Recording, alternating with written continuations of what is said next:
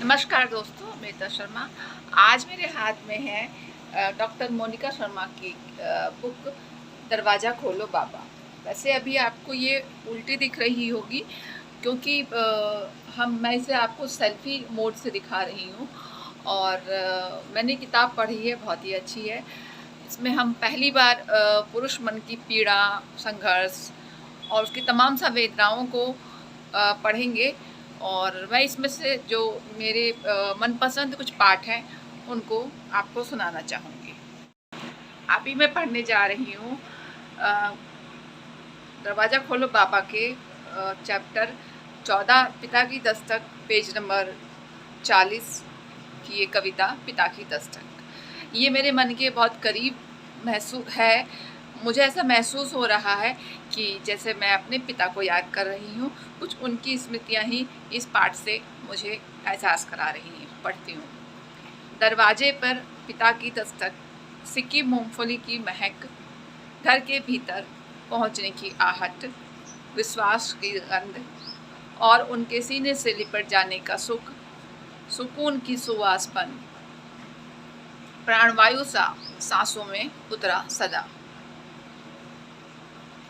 सबसे खास लाइन मेरे लिए, सब ठीक हो जाएगा, भर कह देना, आस की मिठास, कोशिश तो करो कि आदेश में घुला अगुवाई का स्वर, साहस की पदचाप, विफलता के विषाद भरे दौर में पीठ पर मिली थपकी, संभल की थाप, बोलो क्या चाहिए, पूछते प्रश्न की मनुहार, हर मनोरथ को पूरने वाली संपन्नता का गौरवमयी भरोसा बनी। उनके काव्य संग्रह का दूसरा मेरा मनपसंद चैप्टर आदर्श व्यक्तित्व। ये काव्य संग्रह है, पेज नंबर 50 पर है।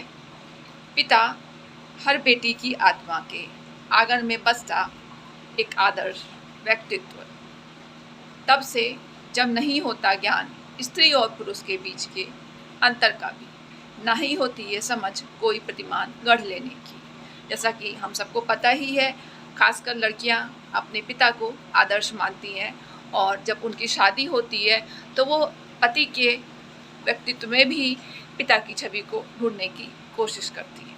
अगला भाग जो मैं पढ़ने जा रही हूँ वो है संशोधित संस्करण, पेज नंबर 95 इस काव्य संग्रह का है। सुनिएगा। स्त्री मन का नेह बटोर कर अपनी झोली भरने की आकांक्षा रखते तो हो, खाली करना होगा अहंकार से परिपूर्ण चित्र का आचर।